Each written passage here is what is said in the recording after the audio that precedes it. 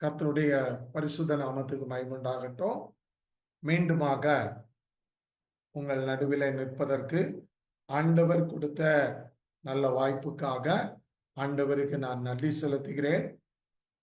விசேஷமா இந்த வருடத்திலும் கூட நாம லெந்து காலங்களை முடிக்க போறோம். எப்படி ஆரம்பிச்சோங்கிறத காட்டிலும் எப்படி முடிக்கிறோங்கிறது ரொம்ப முக்கியமான ஒரு காரியம்.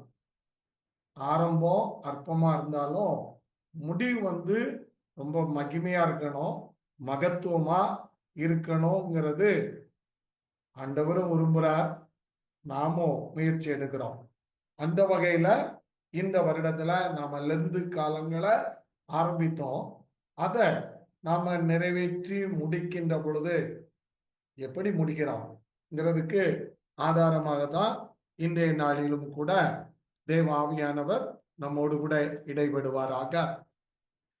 விசேஷமா இந்த நாளிலும் நாம கொடுக்க போற செய்தியின் தலைப்பு என்னன்னு சொல்லி பார்க்கும்போது, ஜீவ புஸ்தகத்தில் பெயர் எழுதப்பட. இதுதான் இன்றைய நாளின் செய்தியின் தலைப்பு. வேதத்துல நாம பார்க்கும்போது பிலிப்பியர் நிருபத்துல 4வது அதிகாரத்துல 3வது வசனத்தின் கடைசியில பார்க்கும்போது ஒரு காரியம் எழுதப்பட்டிருக்கிறத நாம பார்க்கிறோம். அவர்களுடைய நாமங்கள் ஜீவ புஸ்தகத்தில் இருக்கிறது. அருமையா வேதத்துல எங்கேயுமே பார்க்கும்போது இப்படி ஒரு காரியம் சொல்லப்படல. ஆனா இங்க பவுல் அப்போஸ்தலன் ஒரு குறிப்பிட்ட நபரை நமக்கு முன்னால வைக்கிறார். யாருன்னு சொல்லி பார்க்கும்போது இதே 3வது வசனத்துல, அவர்கள் கிளமந்தோடும் மற்ற என் உடன் வேலையாட்களும் கூட சுவிசேஷ ஊழிய விஷயத்தில் என்னோட கூட மிகவும் பிரயாசப்பட்டார்கள். அவர்களுடைய நாமங்கள் ஜீவ புஸ்தகத்தில் இருக்கிறது சொல்லி மிக அருமையாக பவுல் அப்போஸ்தலன் இந்த இடத்துல பிலிப்பு திருச்சபைக்கு எழுதினதோடு மாத்திரமல்ல, அவர் எழுதும்போது மிக அருமையா எழுதியிருக்கிறாரு. முதல் அதிகாரத்தின் முதல் வசனத்துல பார்க்கும்போது, கிறிஸ்து இயேசுவுக்குள்ளான பரிசுத்தவான்கள் அனைவருக்கும் கண்காணிகளுக்கும் உதவிக்காரருக்கும் சொல்லி பவுல் இந்த இடத்துல எழுதும் போதுதான் ஒரு நல்ல திருச்சபை, ஆண்டவருடைய திருச்சபை, அதுல உறுப்பினர்களாக இருக்கிறவங்க எப்படி இருக்கணுங்கிறத மிக அருமையா எழுதி ஆண்டவருடைய பணியில ஈடுபட்ட மக்களை குறித்து அருமையா சாட்சி கொடுத்து முடிக்கும் போது, என் பேர் எங்க இருக்கணும்னா ஜீவ புஸ்தகத்துல இருக்கணும்னு சொல்லி எல்லாரும் விரும்புறோம். அந்த நாட்கள்ல சொல்லப்பட்ட காரியமோ நமக்கு கற்றுக் கொடுத்த காரியமோ அதுதான். என் பேர் ஜீவ புஸ்தகத்துல எழுதப்படணும். நான் சிறுவனாக இருந்து எங்க ஒரு தாளையத்து சர்ச்சில் சண்டே ஸ்கூலுக்கு நான் செல்லுகின்ற பொழுது ஒரு ஆசிரியர், நான் ரொம்ப சின்ன பையன்தான், அந்த நேரத்துல வயலட்னு ஒரு டீச்சர் இருந்தாங்க. அவங்க தான் அந்த நாள்ல சண்டே ஸ்கூல் டீச்சர். அவங்க சின்ன பிள்ளைகளாகிய எங்க மேல காட்டின அன்பை நான் திரும்பி பார்க்கிறேன். வேதத்துல இருந்து கதைகளை சொல்லி கொடுத்து ஒரு கிறிஸ்தவன் எப்படி வாழணுங்கிறதையும் அருமையா சொல்லி கொடுத்தாங்க. அந்த நேரத்துல எனக்கு கிளாஸ் எடுத்த வசந்தா சந்தானம் என்கிற டீச்சரும் அந்த நாள்ல சண்டே ஸ்கூல் எடுக்க வந்தாங்க. வருகின்ற பொழுது ஒரு பாடல் ஒன்றை கற்றுக் கொடுத்தாங்க. இயேசு தங்க பேனாவை இன்று தொட்டாரே தொட்டாரே என் பேர் அங்க எழுத. இதுதான் அந்த பாடல். நான் சிறுவன், ஆனா இன்னைக்கு 65 வயச முடிக்க போறேன். ஆனா அன்னைக்கு என் உள்ளத்துல போட்ட வித, உன் பேர் ஜீவ புஸ்தகத்துல எழுதப்படணும், ஜீவ புஸ்தகத்துல எழுதப்படணுங்கிறத அவங்க ஆசிரியர் கற்றுக் கொடுத்தாங்கன்னா அவங்களுக்குள்ள இருந்த பாரம் என்னங்கிறதையும் நாம கொஞ்சம் உணரணும். இன்னைக்கு உலக வாழ்க்கையில வாழ்ந்து கொண்டிருக்கிறோம். என் பேர் ஜீவ புஸ்தகத்துல எழுதப்படணுங்கிறதுக்காகத்தான் ஆண்டவர் இந்த லெந்து காலங்களை, கிருபையின் காலங்களை நமக்கு கொடுத்ததோடு மாத்திரமல்ல, நாம் பரிபூர்ணம் அடைய வேண்டும் என்பதற்காக இந்த நாட்கள்ல நாம அதிகமா ஜெபத்துல, வேத வசனங்களை தியானிக்கிறதுல அவரை போல நம்ம வாழ வேண்டும் என்பதற்காக இந்த காலங்களை நமக்கு கொடுத்திருக்கிறாங்கன்னா ஒரே காரணம், ஜீவ புஸ்தகத்துல என் பேர் எழுதப்பட வேண்டும் என்று சொல்லி இந்த காரணத்துக்காகத்தான் இந்த காலங்களை தெளிவாக நம்முடைய முன்னோர்கள் நியமித்து கொடுத்தாங்க. யோவான் எழுதின வெளிப்படுத்தின விசேஷத்துல பார்க்கும்போது 20வது அதிகாரத்தின் 15வது வசனத்துல பார்க்கும்போது, ஜீவ புஸ்தகத்தில எழுதப்பட்டவனாக காணப்படாதவன் எவனோ அவன் அக்கினி கடலிலே தள்ளப்பட்டான். படுவான்னு சொல்லி போடல, பட்டான். அப்போ உலக வாழ்க்கையில வாழ்ந்து கொண்டிருக்கிற ஒவ்வொரு மனிதனுக்கு உள்ளாகவும் ஆண்டவர் நியமித்திருக்கிற காரியம் என்னன்னா, ஜீவ புஸ்தகத்துல என்னுடைய வாழ்க்கை, என்னுடைய சரித்திரம் எழுதப்படுகின்ற பொழுது என்னுடைய கிரியைகள் தேவனுக்கு முன்பாக நிறைவுள்ளதாக, தேவனுக்கு பிரியமானதாக காணப்படும்னு சொல்லி சொன்னா நிச்சயமாகவே நானும் என்னுடைய நாமமும் என் பெயரும் ஜீவ புஸ்தகத்துல எழுதப்படும். அப்படி ஜீவ புஸ்தகத்துல எழுதப்படாத ஒரு மனிதன் எங்க போறான்னா அக்கினி கடலிலே தள்ளப்பட்டான்னு சொல்லி வெளிப்படுத்தின விசேஷத்துல யோவான் மூலமா ஆண்டவர் நமக்கு தெளிவாக நமக்கு காண்பித்ததோடு மாத்திரமல்ல, 21வது அதிகாரத்துல 27வது வசனத்தின் கடைசி பகுதியில பார்க்கும்போதும் அங்கேயும் சொல்றார், ஆட்டுக்குட்டியானவரின் ஜீவ புஸ்தகத்தில் எழுதப்பட்டவர்கள் மாத்திரம் அதில் பிரவேசிப்பார்கள் என்று சொல்லி ஆண்டவர் அருமையா வெளிப்படுத்தின விசேஷத்திலையோ நமக்கு முன்பாக சுட்டி காண்பிக்கும் போது, உங்க பேர் ஜீவ புஸ்தகத்துல இருக்கணும். ஜீவ புஸ்தகத்துல இல்லைன்னா அக்கினி கடலுக்குள்ள நாம தள்ளப்படுவோம். அதோடு மாத்திரல்ல, இந்த புஸ்தகத்துல பெயர் எழுதப்பட்டால் மாத்திரமே நான் எங்க போக முடியும்னா தேவனுடைய ராஜ்யத்துக்குள்ள கடந்து செல்ல முடியும் என்பதை தெளிவா யோவான் மூலமா ஆண்டவருடைய ஆவியானவர் நமக்கு கொடுத்ததோடு மாத்திரமல்ல, இந்த வெளிப்படுத்தினல எழுதும் போது முதல் அதிகாரத்துல 3வது வசனத்தை பார்க்கும்போது, இந்த தீர்க்க தரிசன வசனங்களை வாசிக்கிறவன் கேட்கிறவர்களோ, இதில் எழுதி இருக்கிறவர்களை கை கொள்ளுகிறவர்களோ பாக்கியவான்கள், காலம் சமீபம் ஆயிற்றுன்னு சொல்லி அங்கேயோ மிக அருமையா ஆரம்பிச்சு, உன் பேர், நம்முடைய பெயர் ஜீவ புஸ்தகத்துல இருக்கணும். இருந்தா நான் தேவனுடைய ராஜ்யத்துக்குள்ள அவரோடு கூட இருப்பேன். அப்படி இல்லாத பட்சத்துல அக்னி கடல்ல தள்ளப்படுவேன் என்று சொல்லி மிக அருமையா எழுதினதோடு மாத்திரம்ல, பவுல் இந்த பிலிப்பு திருச்சபையில கிளமெண்டையும் அவரோடு சேர்ந்த உடன் வேலையாட்களையும் இந்த இடத்துல விசுவாச பிள்ளைகளுக்கு, பரிசுத்தவான்களுக்கு ஒரு சாட்சியா காண்பித்து அவங்களுடைய பெயர்கள்லாம் ஜீவ புஸ்தகத்துல எழுதப்பட்டிருக்கிறது. இன்னைக்கு இந்த மாலை வேளையிலும் தேவனுடைய வார்த்தைய சிந்திக்கிறோம். ஒரு லெந்து காலத்தை முடிக்க போறோம். இந்த முடிக்கிற காலத்துல என் பேர் ஜீவ புஸ்தகத்துல இருக்குதா கொஞ்சம் சிந்தித்து பார்த்து அதற்கேற்ற வகையில நான் என் கிரியைகள்ல தேவனுக்கு உரியவனா இருக்கிறேனா கொஞ்சம் சிந்தித்து பார்ப்போம். ஆண்டவருடைய ஆவியானவர் நமக்கு உதவி செய்வாராக.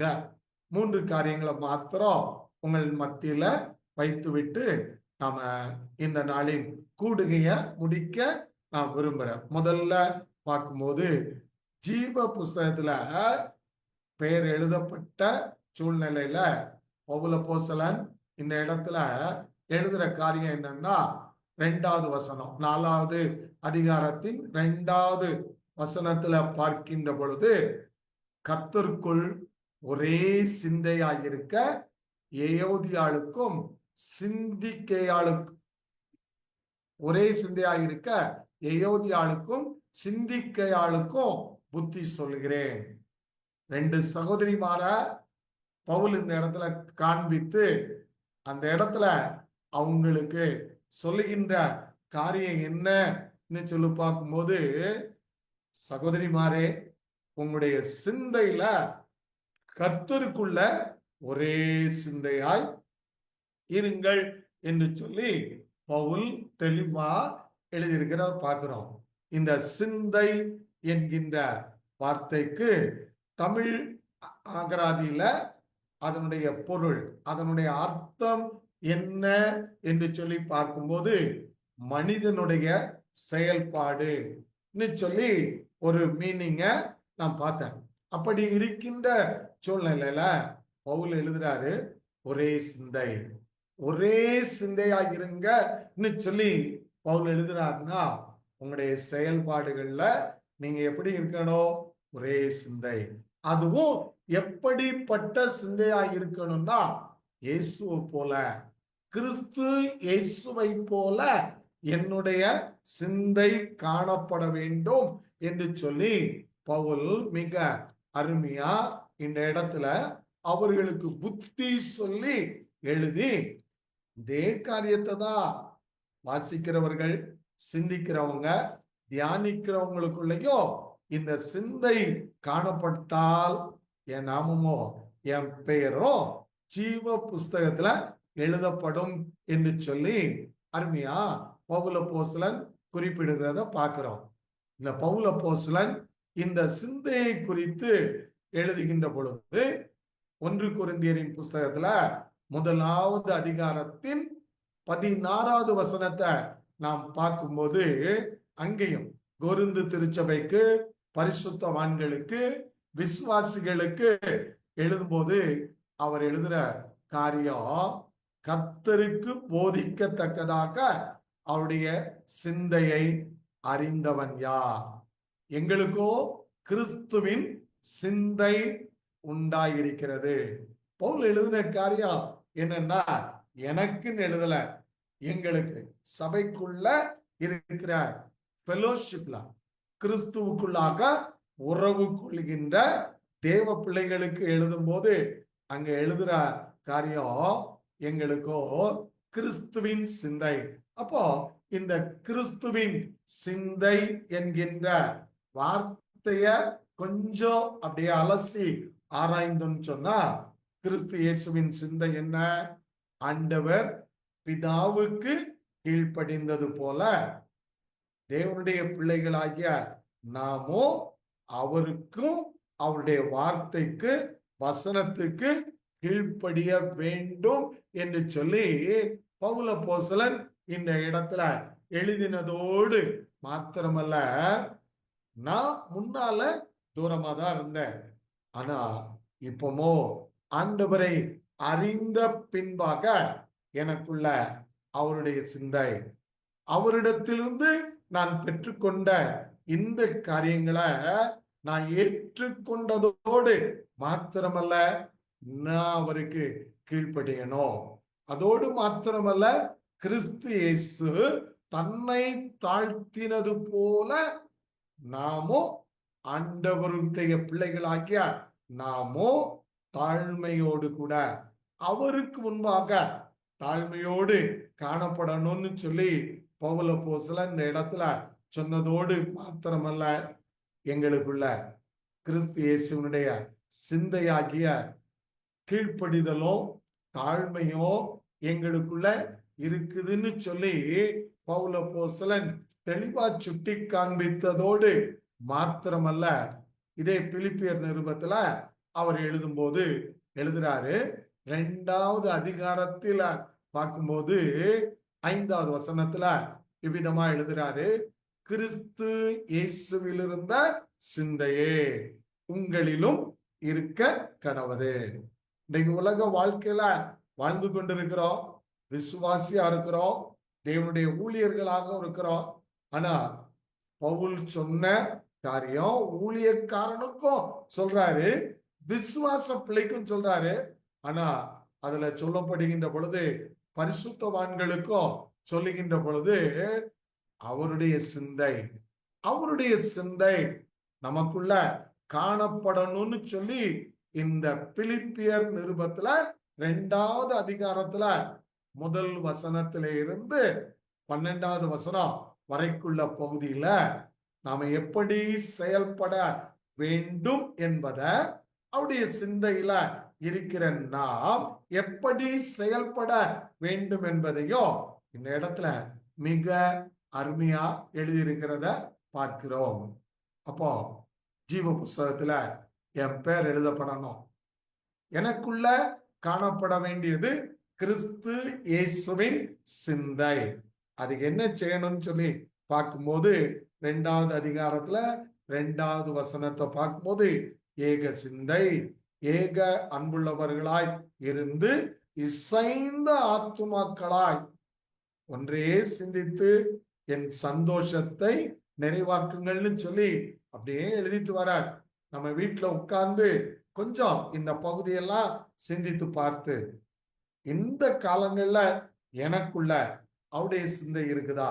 நான் அவருக்கு உரியவனா இருக்கிறேனாங்கிறத கொஞ்சம் ஆராய்ந்து பார்ப்போம். குறைவுபட்ட சூழ்நிலையில இன்னைக்கு நிற்போம் என்று சொன்னால், ஆண்டவருடைய ஆவியானவர் நம்மை அழைக்கின்றார். மகனே, மகளே, உன் பேர் ஜீவ புஸ்தகத்துல இடம் பெறணும். என் சிந்தை உனக்குள்ள காணப்படணும். உன் செயல்பாட்டுல நீ எப்படிப்பட்டவனா இருக்கணும்? நான் கீழ்ப்படிந்தது போல நீயும் கீழ்ப்படியணும். நான் என்னை தாழ்த்தினது போல நீயும் தாழ்த்தணும்னு சொல்லி சொன்னதோடு மாத்திரமல்ல, உன் ஃபெலோஷிப்ல ஏக சிந்தை இருக்கணும், ஏக அன்புடையவர்களா இருக்கணும்னு சொல்லி ஆண்டவர் தெளிவாக இந்த இடத்துல சுட்டி காண்பிக்கிறத நாம் பார்க்கிறோம். இந்த உலக வாழ்க்கையில வாழ்ந்து கொண்டிருக்கிறோம். ஃப்ரெண்ட்ஷிப் வேற, ஃபெலோஷிப்ங்கிறது வேற. ஆனா பவுல் இந்த இடத்துல சொல்லும்போது, என் ஃபெலோஷிப் தேவனோடும் அவருடைய பிள்ளைகளோடும் இருக்கும்போது ஏக சிந்தை என்னிடத்துல காணப்படும். ஏக சிந்தை என்னிடத்துல காணப்படுவதோடு மாத்திரமல்ல, ஏக அன்புடையவர்களாக நாங்கள் செயல்படுவதற்கு கர்த்தர் கிருபை தந்திருக்கிறார். இத வாழ்க்கையில பார்க்கின்ற பொழுது, நான் வாலிபனாக நின்ற காலங்கள்ல ஊழியத்துக்கு, சுவிசேஷ ஊழியத்துக்கு கடந்து செல்வோம். எங்களுடைய தலைவர், என்னுடைய மாமா தான் எங்களை வழி நடத்தி செல்வாங்க. செல்லுகின்ற பொழுது கிராமங்கள்ல போய் சுவிசேஷ ஊழியம் சொல்லும் போது தலைவர் என்ன சொன்னாரோ அதுக்கு நாங்க கீழ்ப்படிவோம்.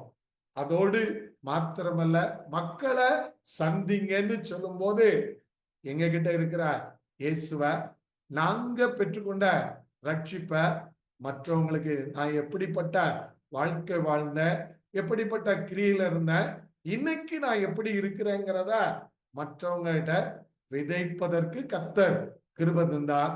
அந்த கிருபைய எண்ணி பார்த்தனா இன்னைக்கு அவையெல்லாம் முளைத்தெழும்பி இன்றைக்கு பயனுள்ள பலனுள்ள பாத்திரங்களாக இருக்கிறத காணப்படுவதை நான் பார்க்கிறேன்.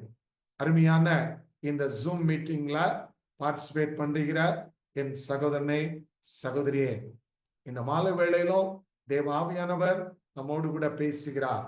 நம்முடைய பெயர் ஜீவ புஸ்தகத்துல இடம் பெறணும்.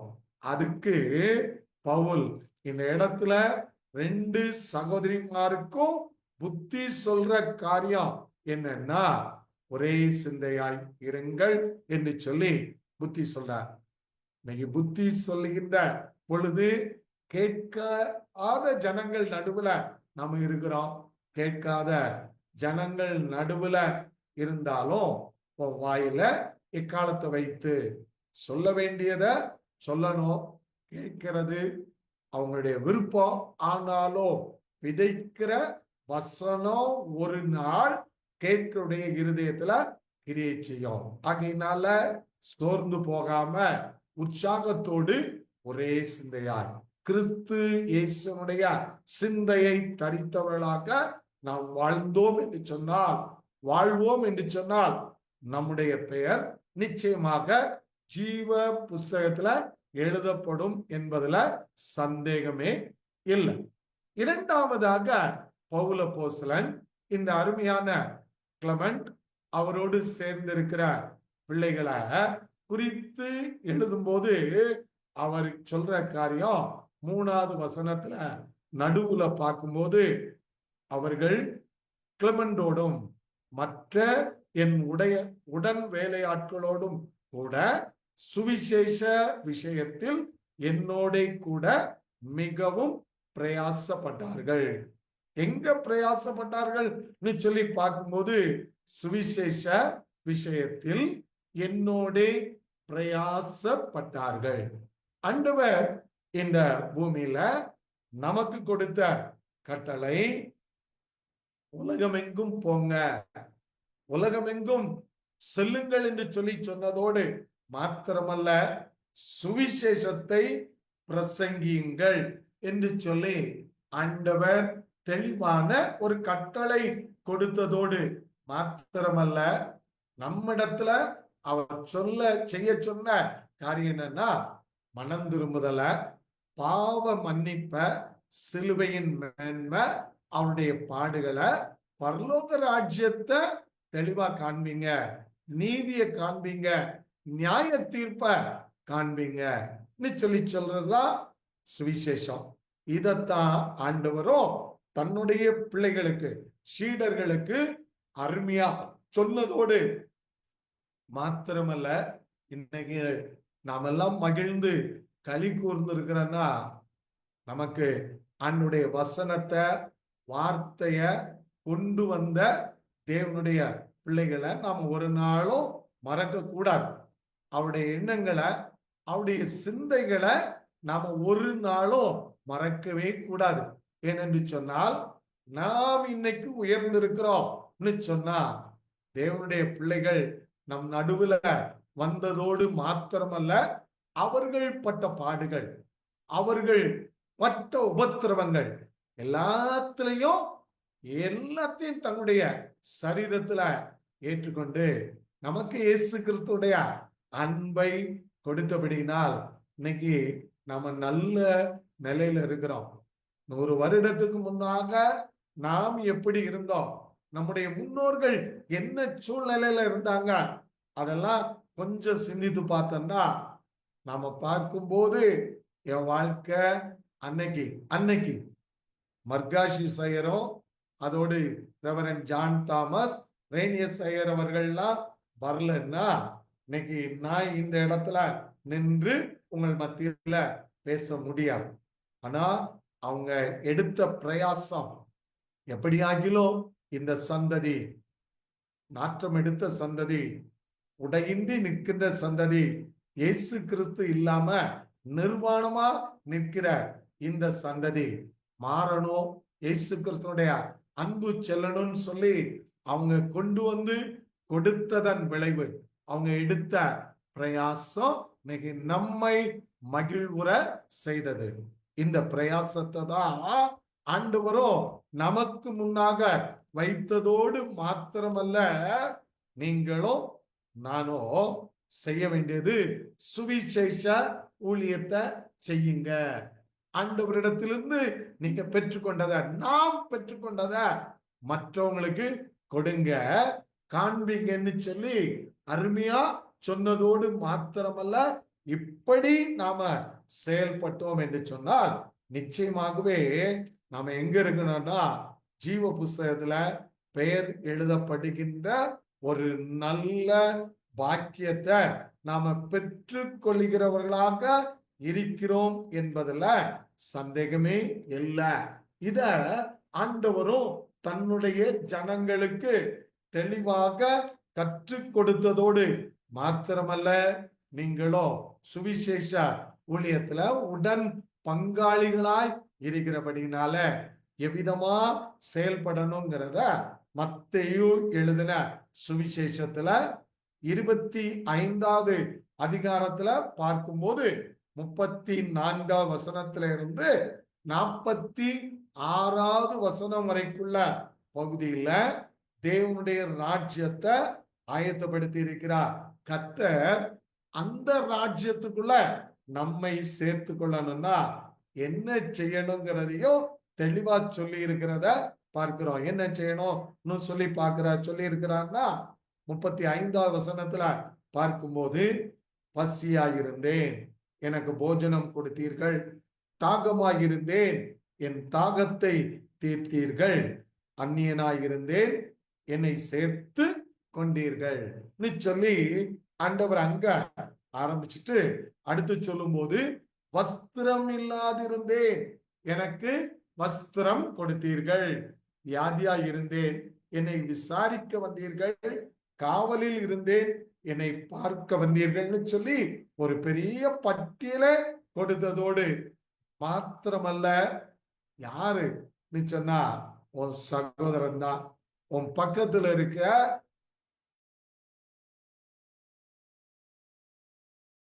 இயேசு இல்லாம அவன் நிர்வாணியா இருக்கிறான்.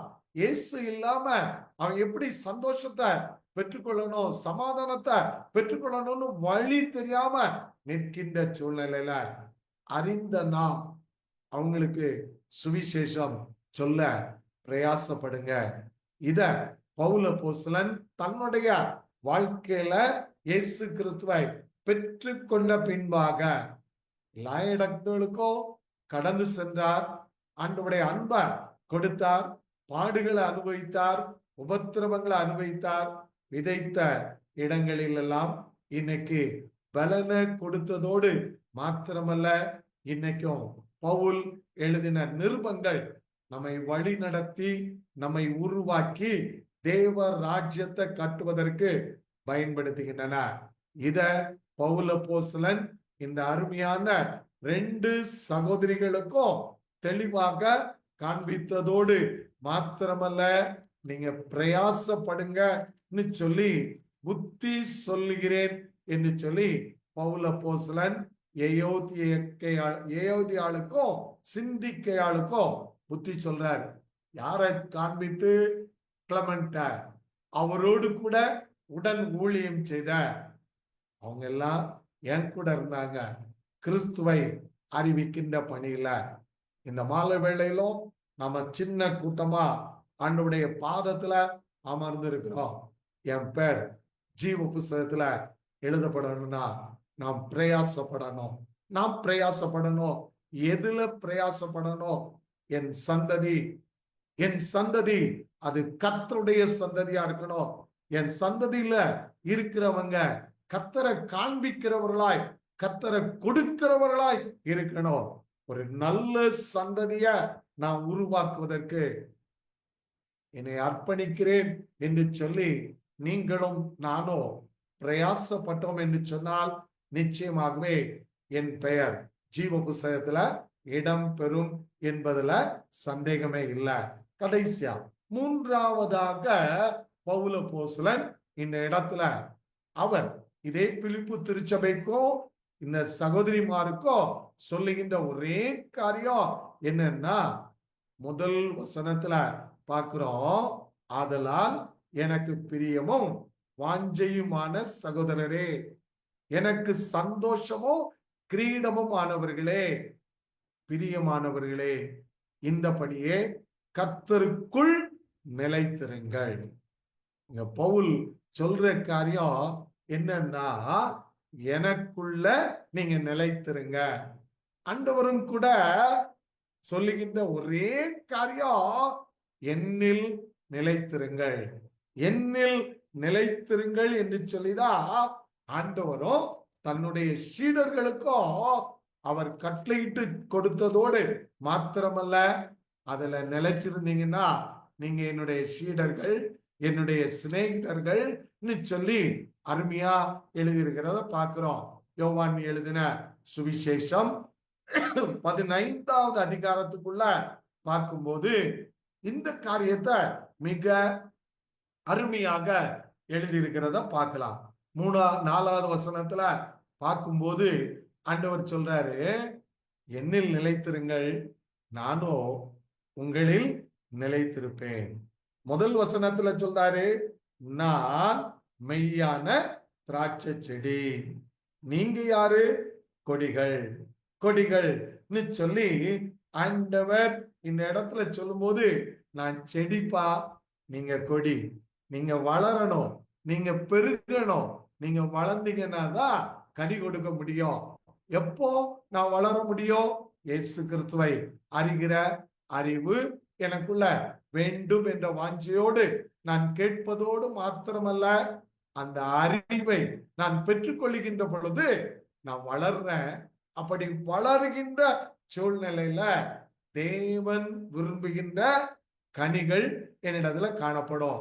இன்றைய நாளில் இந்த அருமையான நாட்களிலும் பார்க்கின்ற பொழுது நம்மை வளர விடாதபடி, நம்மை கனி கொடுக்க விடாதபடி நமக்கு முன்னே இருக்கின்ற உலகம், பிசாசானவன் பல வகையில நமக்கு முட்டுக்கட்டை போட்டு நாம் வளர விடாதபடி, நாம் கனி கொடுக்க விடாதபடி தடையாக இருப்பதை நாம் அறிந்து செயல்படணும்.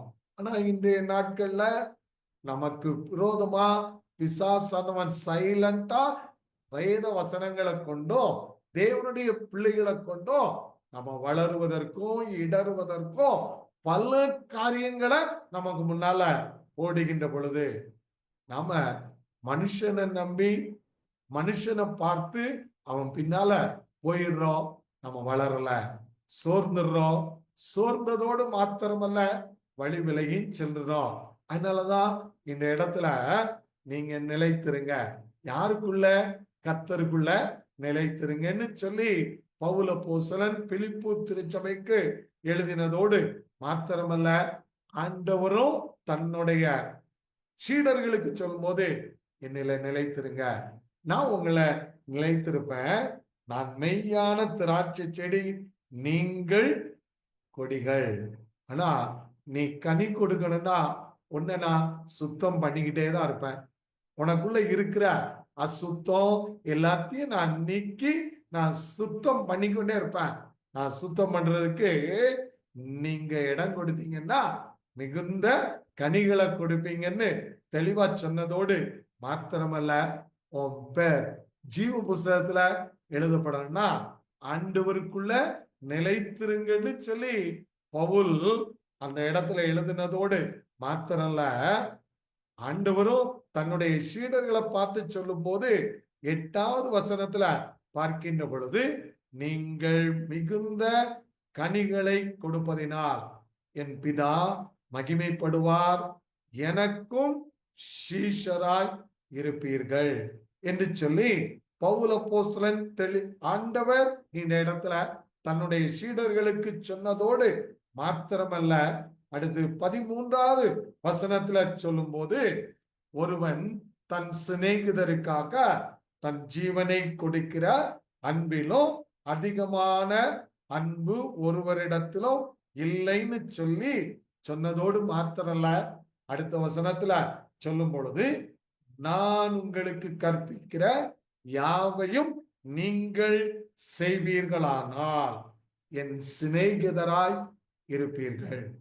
அருமையான தேவனுடைய பிள்ளைகளை, இந்த மாலை வேளையிலும் என் பேர் ஜீவ புஸ்தகத்துல எழுதப்படணும்.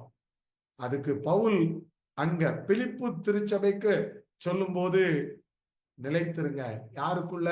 கர்த்தருக்குள்ள, அவருடைய வசனத்துல, அவருடைய அன்புல, அவருடைய வார்த்தையில, அவருடைய கட்டளையில நிலைத்திருங்கன்னு சொல்லி எழுதினதோடு மாத்திரமல்ல, நீங்க கனி கொடுக்கன்னா ஆண்டவர் நம்மை சுத்தம் செய்கிறவர்.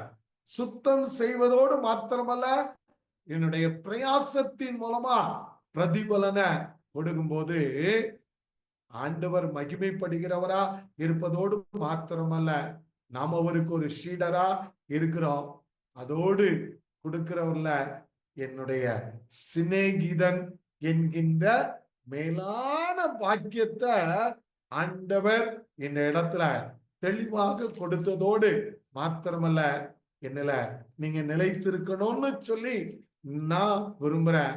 இந்த நிலைத்திருக்கதல நாம் செய்ய வேண்டும் என்று சொன்னா, நமக்கு ஆண்டவர் கொடுத்த மேலான ஒரு காரியம் ஒண்ணு உண்டுன்னு சொன்னா, நாம அவருடைய சரீரத்தையும் ரத்தத்தையும் பானம் பண்ணணும்னு சொல்லி யோவான் எழுதின சுவிசேஷத்துல 6வது அதிகாரத்துல 54 இருந்து தெளிவா ஆண்டவர் இந்த இடத்துல நமக்கு கற்றுக் கொடுத்திருக்கிறார்.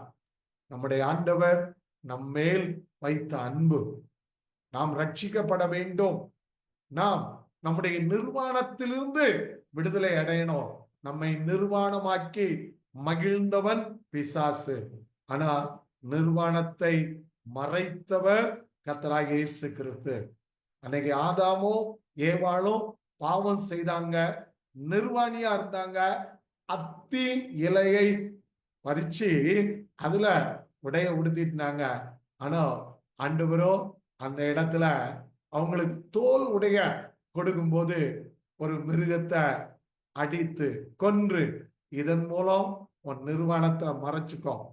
இன்னைக்கு ஆண்டவர் நம்முடைய வாழ்க்கையில பாவம் செய்து தேவ மகிமையை இழந்து தேவ அன்பை இழந்து நிர்வாணமா நிக்கிறோம்.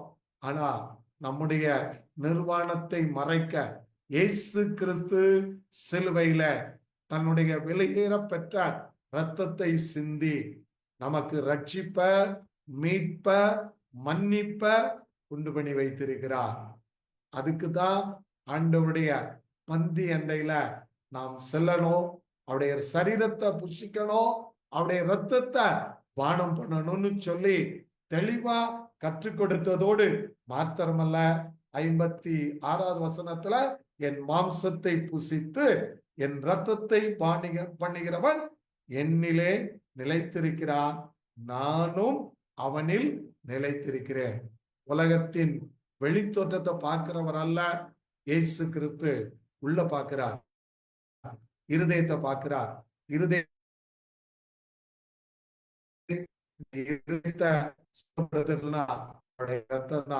அதுக்கு ஒரே ஒரு காரியம் எங்கன்னா, அவருடைய சரீரத்தையும் ரத்தத்தையும் நான் பானம் பண்ணுகின்ற பொழுது இந்த ரத்தம் என்ன சுத்தமாக்கவும் செய்யும், குணப்படுத்தவும் செய்யும். ஆனா அதே ரத்தம் என்ன நியாயம் தீர்க்கவும் செய்யும். இதையும் பவுல் அப்போஸ்தலன் தெளிவா எழுதி வைத்திருக்கிறார். இன்றைக்கு ஆண்டவருடைய அன்பை பெற்ற ஜனமாகிய நாம் அவருடைய அன்பை அறிந்திருக்கிறோமா? அவருடைய அன்பில் நிலைத்திருக்கிறோமா? இங்க பவுல் அருமையா கிளமெண்டோயும் அவருடைய நண்பர்களையும் சுட்டி காமிக்கிறார். சிந்திக்கையாளுக்கும் லேவரியாளுக்கும் புத்தி சொல்லும் போது அவர் சொல்ற 3 காலம் ஒரே சிந்தையா இருங்க, என்னுடைய சிந்தையை உடையவர்களா இருங்க. 2, பிரயாசப்படுங்க, என்ன மற்றவங்களுக்கு கொடுங்க. 3வது, என்னில் நிலைத்திருங்க. ஆண்டவரே, எனக்கு என் பிள்ளைகளுக்கு இப்படிப்பட்ட கிருபையை தாரும் என்று சொல்லி நம்மை ஆண்டவருடைய கரத்துல ஒப்பு கொடுப்போமா? அப்படியே இருக்கிற இடத்துல கண்களை மூடுவோம், ஆண்டவருடைய சமூகத்தை நோக்கி பார்ப்போம்.